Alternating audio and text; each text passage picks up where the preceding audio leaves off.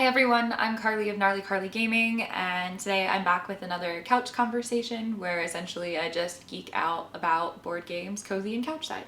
Normally I have a hot beverage, but it is bonkers hot in DC right now, so it's iced coffee for me today. And today I'm going to be talking about a game that I was incredibly sad to give away. If you've followed my channel, a lot of the games that I cover are Kickstarter games. They're new and upcoming games, and I like to give my perspective on the experience of playing them in order to help folks decide whether that game is right for them, but also just to share about the new and wonderful things coming out in our spaces.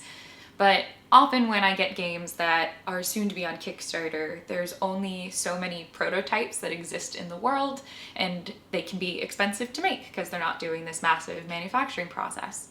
And so often publishers will ask me once I'm done playing it, and if I want to cover it, then to pass it on to someone else so they can try. Very normal marketing things so that they can have more people play their game and potentially talk about their game, so folks can hear about the game when it's on Kickstarter. And so every so often I will have to lovingly pass on a game, regardless of my joy within it. And this game that I'm about to talk about left me like pouting, like genuinely pouting when I remembered that I was going to have to forward it along to someone else. So what is this game? This game is, I will actually put this down for a second and grab it. It is Diatoms, a game of microscopic proportions. If you're not familiar with diatoms in general, they are single-celled algae, and often it grew in popularity into like the late 1800s. People would take these and basically make mosaics out of them. Microscopic mosaics. They would exist on essentially what would amount to be the point of a pencil, would be just how big these mosaics are, and I will put a smattering of examples here to show you what they would look like. And they would make these beautiful compositions out of all of these cells of various different shapes. And they were just stunning. They were art pieces, and they were traded and quite loved for a short period of time. So it's this beautiful chapter of scientific art history. And this game, in the game, you get to make your own. If you follow my channel, a lot of times the games that truly set me on fire are these big and heavy games. I love a game whose strategy I have to really grapple with the first time I play, and then the next time I want to try something new. And that exists in a smaller way with lighter fare games, but it's not the same kind of monster of a puzzle. And this one is not a monstrous puzzle. It's incredibly family friendly, it's light and lovely, but it just kind of kicks butt at what it's intending to do. It's a really, really interesting kind of puzzle, and it's similar to a lot of games that I think in my collection in general have gotten a lot of love, but it kind of outdoes them to me. And so I'm going to talk about this game and why I adore it so much. If anyone knows the game Calico, it is a game about like patchworking cats. Not patchworking cats, that sounds like we're sewing cats. You're making a quilt for cats to lay on. But I call this the Calico Killer, because it does very similar things to the game of Calico, which is great, but I think this is just, it just has an edge to me, and I'm going to talk about it. So the heart of Diatoms is a tile placing game, and I'm going to grab some to show you. But in the game you have all of these water tiles, and they all have different color algae on them.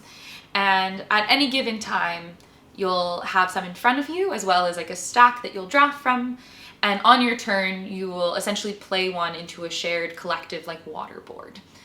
When you do so, you're trying to make intersections to form a full, basically hexagon in the center of like 3 different tiles. And when you do so, you get to basically claim diatoms that exist within those tiles that you will get to explore under your little scope, and then claim and add to build your own mosaic. So I will add in photos and fanfare to show you exactly what this looks like, but essentially on your turn you will place a tile, claim diatoms from the tile based on the colors shown, and then you'll place them into this mosaic. When you claim tiles, it's all about the colors and the percentages they essentially take up on the space. So there's a tile right here that is half yellow, and then 2/6 of it, the sections are pink, and then 1/6 is green. Whenever you have 1/6 of a color, you'll get a little circle diatom for it. If it's 2 sections, like 2/6 of it, it would be more of an oval shape than a triangle for 3. It very much builds up into geometric shapes that make sense. And if you have a whole thing that ends up the same color, because remember this itself wouldn't score, it's in combination with other ones that you're putting it next to, the center point being where they can join.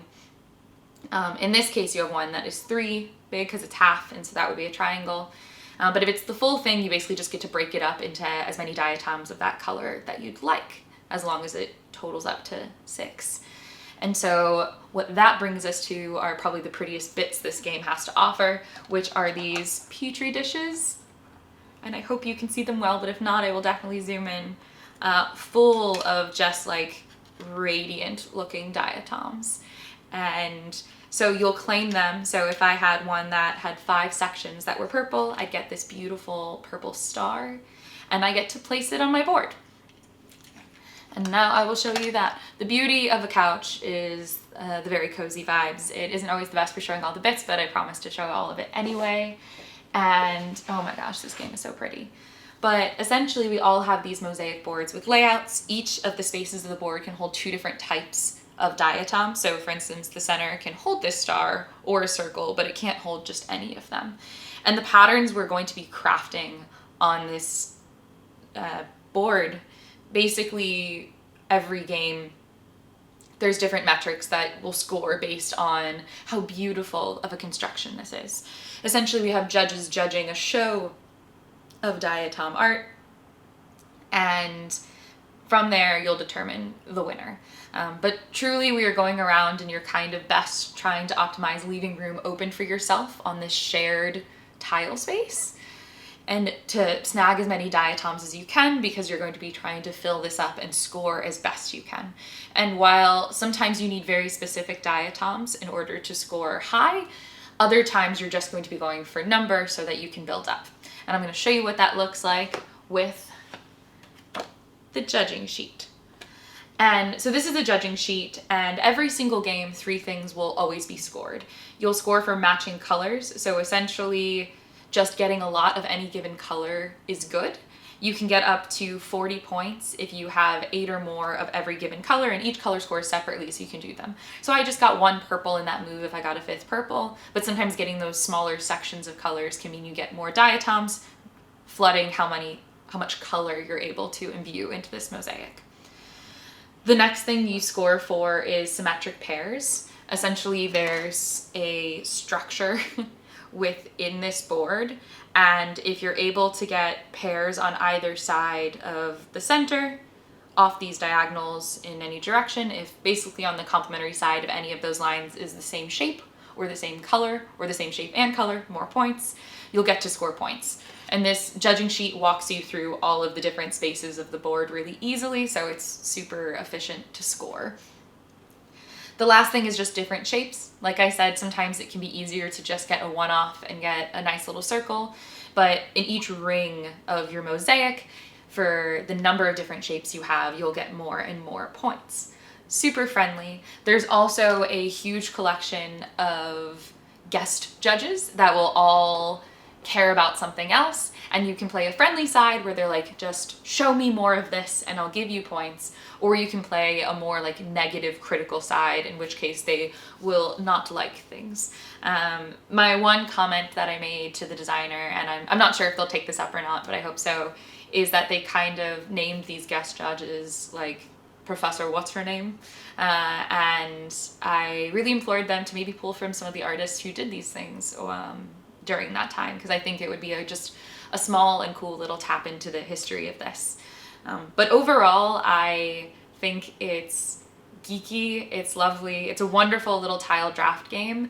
I really enjoyed the shared build-up in the middle of the table of how we collect our algae. I compared this game to Calico, which is a game where you draft tiles and you're kind of building your own patchwork, and the game over time kind of feels more and more restrictive. You have less space within your own board. In this game, it consistently feels open. I'm really striving to get those patterns, and there's certain things I want the whole time, but I never feel fully boxed in. Even if I'm not able to get the color I want or the thing I want, I usually can build up in some way that's meaningful, positive, and helpful for me. And so because it has some similar mechanics to that game that I know and love, but feels just like a better experience of play, I really enjoy this. And I'm also a sucker for any family-friendly game, because I could play this with someone much younger. I might kick their butt, but I could play it with someone much younger. And I really appreciate family-friendly games that also bring like a wonder of the world around us. It's not just cute, it's not just beautiful. This game is beautiful, but it also speaks to the beauty of science and how you can find art in these small like organisms, and I really value that as a family game in general. And I do not have kiddos or anything like that in my life, but I really liked this game. Me and the folks I've played it with here were, like I said, actively pouting at the idea of having to send it away. And I'm very excited to have it again when it finally comes out. I think this is just like a perfect, easy end of weekday night or family friendly game for any collection, and I just really, really dig the theme. It's beautiful, it's meaningful to me, and I'm just really excited by it. It's tactile, it's lovely, it shimmers, it's a great little game. And I don't know if I've had that same guttural feeling of not wanting to return a game in a while. And so I'm just really smitten with it and wanted to share it. I'm really excited for the crowdfunding, and I hope you guys check out this game. It is really stinking cute. So that is really all from me today. I might show a smattering of pictures of some of the mosaics I've made, because I'm very proud of it. But otherwise, I'm gonna finish my coffee, and I hope you all have a great rest of your day. I will see you for the next video.